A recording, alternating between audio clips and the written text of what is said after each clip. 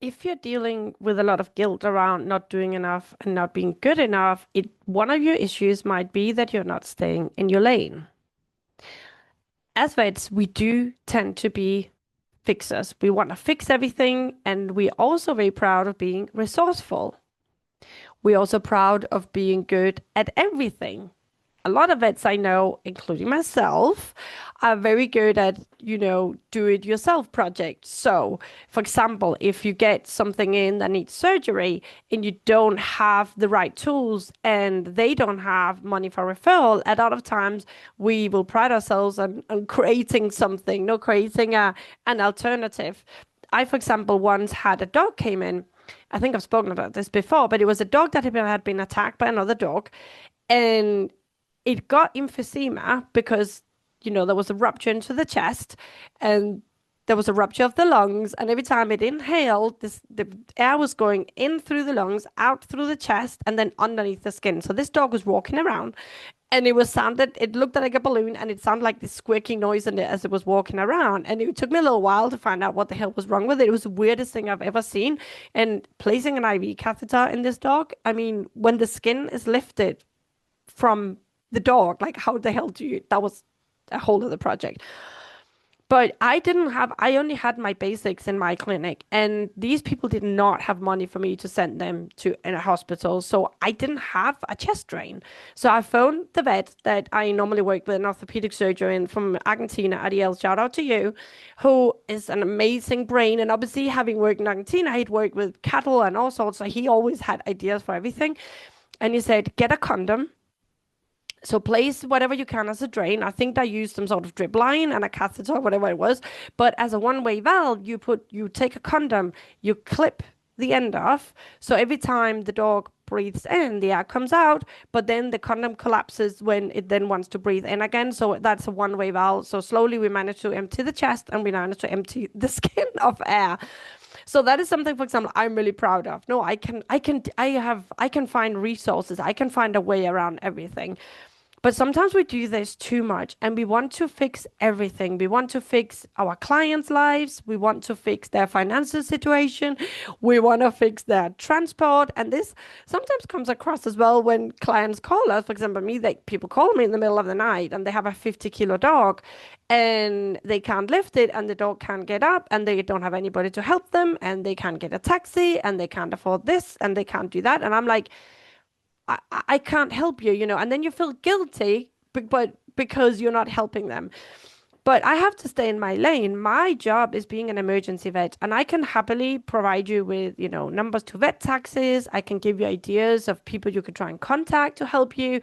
But at the end of the day, it's not my problem. If you have a very big, heavy dog and you don't have any means, you don't have any family, you don't have any friends, you don't have any neighbors that can help you in the middle of nowhere, that is not my problem. I really want to help you, but I'm not going to feel guilty because I don't even have a car when I work in England. So it's irrelevant. I can't even jump in a car and go and help you pick up this dog. But imagine if everybody that called in had that issue. You can't fix everybody's life. People have to assume responsibility for their own lives as well. And I was coaching a vet as well that was feeling guilty because sometimes the clinic was not busy where they were working at and they would feel a bit guilty when there wasn't a lot of work because they felt they got paid a lot. And what if, when clients don't come in through the door? I mean, but short of, I don't know, poisoning the lakes or taking your car and going out and running out animals over, like, what are you going to do? Your lane is being a vet. If you're a GP in a practice, you absolutely have, and your responsibility is to provide an amazing service, be super smiley, offer them a cup of tea if they're upset, whatever you can do when they're in there. But at the end of the day, to get people in, that is a responsibility of the marketing team, right? And if it's a smaller clinic, it's the owner or the HR manager or whoever it is in charge of getting the clients in so you can serve them. So like I said to this vet, like, you need to stay in your lane. You cannot feel guilty for stuff that's out of your control. You cannot fix a slow running business when it's not your business and you were employed to being a vet. Yeah, like I said, do everything you can, give an amazing service, say whatever you can, go out of your way once they're in the practice, but you cannot control or feel bad about people coming in and out because that is not your job. You got to stay in your lane. just like trying to fix people's lives. Oh my God, I have done so much when I had my own practice. I was always trying to help everybody. Like this woman that became homeless overnight, and I let her shower in the clinic, and we let her make coffee. And, I went on my way, didn't charge her for, these puppies she had, and she ended up owing me a ton of money.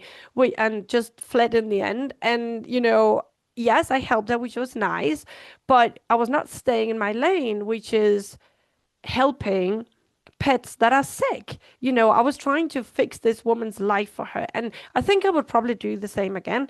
Only I probably wouldn't provide all the puppies with microchip passports and rabies vaccinations for free. I'll probably say, no, we can give the first vaccination so they don't get power, and then you need to get your shit together, or get I don't know, raise a GoFundMe or whatever. No, it's a bit like I was talking to a friend follows people that rescue animals on Facebook, and there was this person she had seen that sat there with a really sour face who had rescued 4 mastins, and now the plea was, nobody is helping me, and because of you people that don't want to help anybody, now I'm gonna have to spend all my money on these mastins, and because nobody wants to help me, and what am I gonna do now, like just like whining away. And I'm thinking, well, if you want to help them as a vet, you can do that. But it's also this person's responsibility to start a GoFundMe, or I don't know, take pictures of the mastins and sell them, or I don't know, groom them, make pillows out of their fur and sell them. You took on that responsibility. So now you have to sort this out. You can't complain that the world is not helping you. And I feel because we are fixers and we care so much, we tend to, when we hear somebody complaining or in a bad place, we want to help them. We want to fix their situation. And we can't. We can't do a ton of stuff for free. We can't fix people's transport issues or pay their taxi if they can't pay it. We can't make a clinic function if the managers or the clinical director, whoever is in charge, are not making it function. It's not staying in our lane. We should always help, of course, people around us. We should always be nice, and we should always do our best. But we have to learn to not wanting to fix everything. So if you're feeling a lot of guilt and a lot of overwhelmed because you feel there's so much that you don't do, or you feel there's so much lack in what you're doing or what is happening around you, maybe it would not be a bad idea if you either got your contract out and looked at your job description, or you sat down yourself and write your own job description for where you are. What do you actually have to do? What is expected of you? What do you actually get paid to do? And then that is your basic. So, I remember the groomer I fired, who was just this woman that would just like always be late, stand outside smoking, grooming dogs so they look like they've been groomed by Picasso. And I ended up firing her. And I fired her, and she had an absolute hysterical fit and said, oh, all I should have done was show up on time and just do my job. And I was like, yeah, that would have been a very nice start. And and if you actually think about it, that is actually your job, is showing up on time, or like they say, like in the MMA gym I go to, which is Taekwondo and Muay Thai, there's a sign saying, if you're 5 minutes late, don't even bother coming. If you're on time, you're late. If you're 5 minutes early, then you're on time. And that's basically it. No, like, so be early, on time. That's your job. Be in there and do whatever's described. Like, what is your job? Is it to do consoles? Is it to operate? Like, how many hours are you supposed to work? What is your job description? Are you doing that? Okay, so assuming you're doing that, what are you doing that is not actually your job? What are you taking on that doesn't belong to your lane?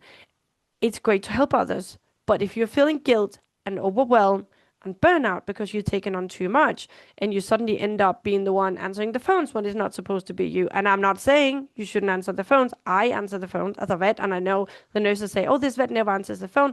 That's not it. But if you are damn busy and you have 1,000 notes to write, you got to let that phone ring, and you got to let someone else do it who doesn't have such a backup of jobs to do that you have. It comes back to boundaries in the end, right? But it's actually, but yeah, I think here it's very much a question of not taking on more than actually is your job, if that makes you tired and resentful.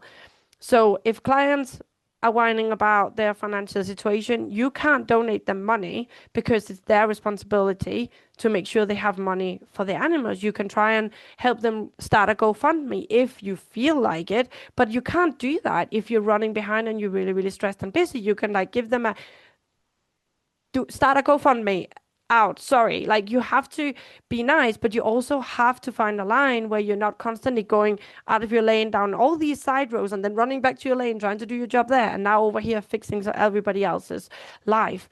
And that could be some colleagues as well. You know, sometimes we have colleagues that are going through a bad time. And of course, it's amazing to offer them a shoulder to cry on. But there are also people that always have a ton of problems and they don't want to take responsibility for them. And they rely on other people to give them some sort of validation of their problems and say, oh yeah, poor you, and can I help you? And sometimes we get caught up wanting to fix these people's lives. And it's a bit like trying to fix an alcoholic that don't want to admit they're an alcoholic. It's a zero-sum game. Like you're not gonna ever win at that. And all you do is like in that moment you feel slightly better because you've helped this person.